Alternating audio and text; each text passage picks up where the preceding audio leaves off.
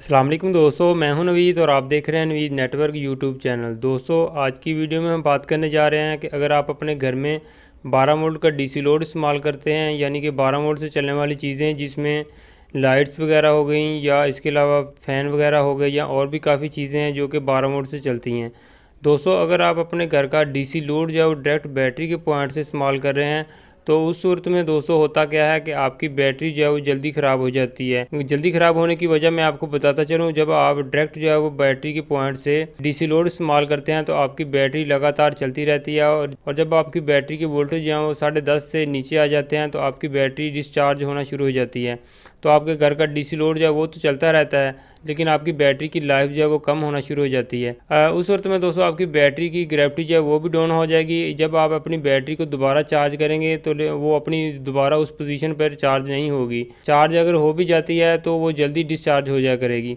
तो उस वक्त में दोस्तों अपनी बैटरी की लाइफ ज़्यादा करने के लिए आज की वीडियो आप लाजमी देखिएगा। तो आज की वीडियो में मैं आपको बताऊंगा कि आप अपने घर का जो डीसी लोड चला रहे हैं डायरेक्ट बैटरी के पॉइंट से, वो आप अपनी मर्ज़ी से जितने आप वोल्ट सेलेक्ट करेंगे उतने वोल्ट्स के बाद आपका डीसी लोड जो है वो कट ऑफ हो जाएगा, क्योंकि बैटरी की लाइफ जो है वो भी ज़्यादा हो जाएगी और आप अपना घर का डीसी लोड जो है वो भी कट ऑफ करवा सकते हैं। तो दोस्तों, आज की वीडियो को शुरू करने से पहले आपसे गुजारिश है कि अगर आपने हमारा चैनल सब्सक्राइब नहीं किया तो उसको सब्सक्राइब कर दें और अगर आपको मेरी वीडियो पसंद आए तो उसको लाइक ज़रूर करें।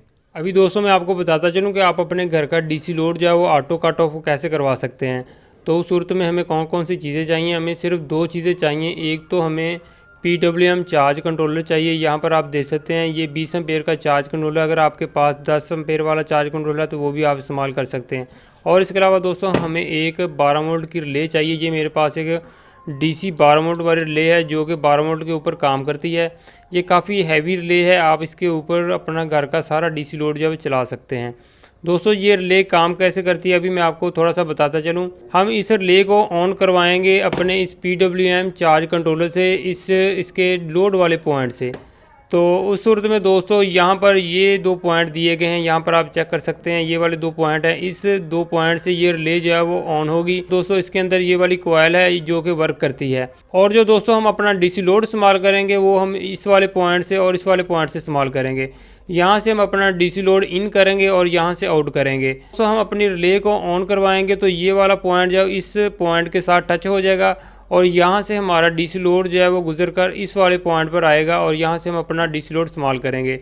जब हमारे रिले जो है वो ऑफ हो जाएगी तो उस सूरत में दोस्तों ये वाला पॉइंट इस पॉइंट के साथ टच हो जाएगा, तो आगे दोस्तों हमारा डीसी लोड जो है वो कट ऑफ हो जाएगा। अभी दोस्तों हम आपको इसके कनेक्शन जो है वो करके दिखाते हैं कि आपने इसके कनेक्शन जो है वो कैसे करने हैं और आपको डीसी लोड चलाकर चेक करवाते हैं। अभी दोस्तों सबसे पहले हम अपनी बैटरी के साथ अपने चार्ज कंट्रोलर के कनेक्शन करेंगे।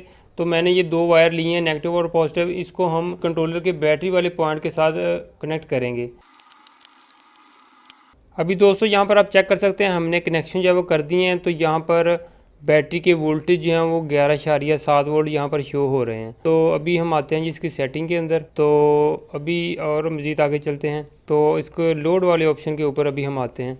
तो यहाँ पर दोस्तों आप देख सकते हैं कि जो हमारा लोड ऑन होगा दोस्तों वो 12.5 वोल्ट के ऊपर ऑन होगा और जब हमारा लोड कट ऑफ होगा यहाँ पर देख सकते हैं लोड ऑफ, तो वो हमारा लोड 10.5 वोल्ट के बाद आगे लोड कट ऑफ हो जाएगा। तो अब हमने कनेक्शन कौन से करने हैं, अभी हमने इस लोड वाले पॉइंट से हमने अपनी रिले को ऑन करवाना है। तो वो अभी हम कनेक्शन आपको करके दिखाते हैं कि कहाँ पर आपने करने हैं। अभी दोस्तों हमने कंट्रोलर के लोड वाले पॉइंट से अपनी रिले को ऑन करवाना है। तो मैंने एक कनेक्शन कर दिया है यहाँ पर, तो दूसरा कनेक्शन हम यहाँ पर करेंगे। तो अभी मैं जल्दी से यहाँ पर दूसरा कनेक्शन कर देता हूँ। अभी दोस्तों हमने रिले को ऑन करवाने के लिए हमने जो लोड वाले पॉइंट है कंट्रोलर के ऊपर उससे हमने अपनी रिले को ऑन करवा दिया है।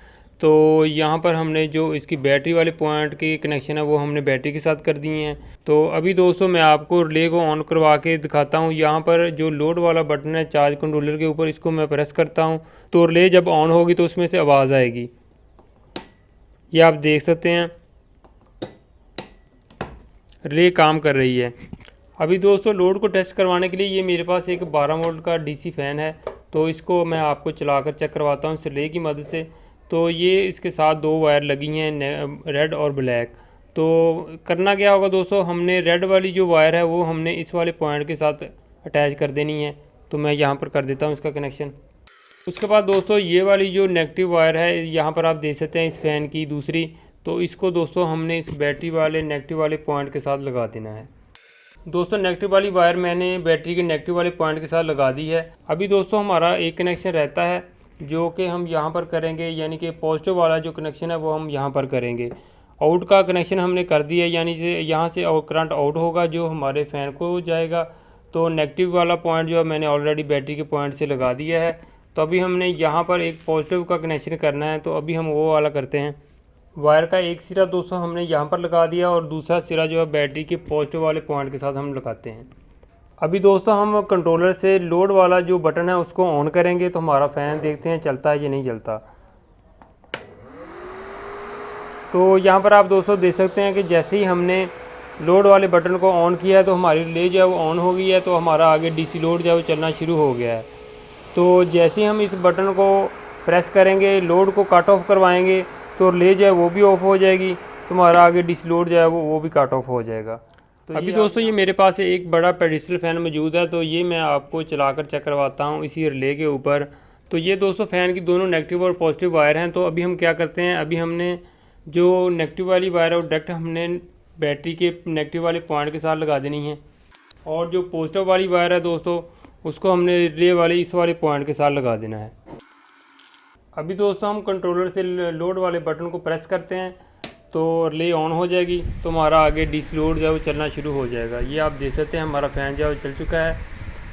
तो अभी दोस्तों मैं आपको मज़ीद क्लोज़ करके दिखाता हूँ कि ये रिले कैसे काम करती है। यहाँ पर आप देख सकते हैं इसका जो यहाँ से हमने जो पॉजिटिव वाला पॉइंट के कनेक्शन है वो किए हैं, और यहाँ से जो यहाँ से हमारी करंट की पावर जो है वो गुजर कर ये इस वाले पॉइंट से आउट होगी। तो ये वाला पॉइंट है ये इस वाले पॉइंट के साथ टच हो जाएगा जब रिले ऑन होगी। तो अभी हम रिले को ऑफ़ करवाते हैं, ये लोड वाले बटन को ऑफ़ करते हैं यहाँ से। तो ये देख सकते हैं कि ये वाला पॉइंट जो है ऊपर वाले पॉइंट के साथ टच हो गया है और आगे लोड जो है वो कट ऑफ हो गया है। तो अभी जैसे ही हम लोड वाले बटन को ऑन करेंगे तो ये वाला पॉइंट इस पॉइंट के साथ टच हो जाएगा, तो आगे लोड जो है वो चलना शुरू हो जाएगा। तो ये कुछ इस तरह से ये रिले काम करेगी।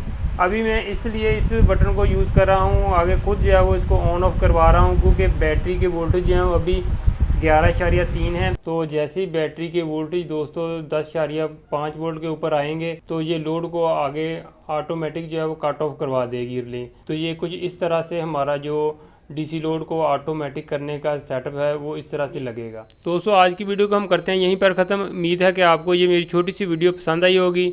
फिर मिलेंगे दोस्तों एक नई वीडियो के साथ। अपना बहुत सा ख्याल रखें, दुआ में याद रखिए। खुदा हाफिज़।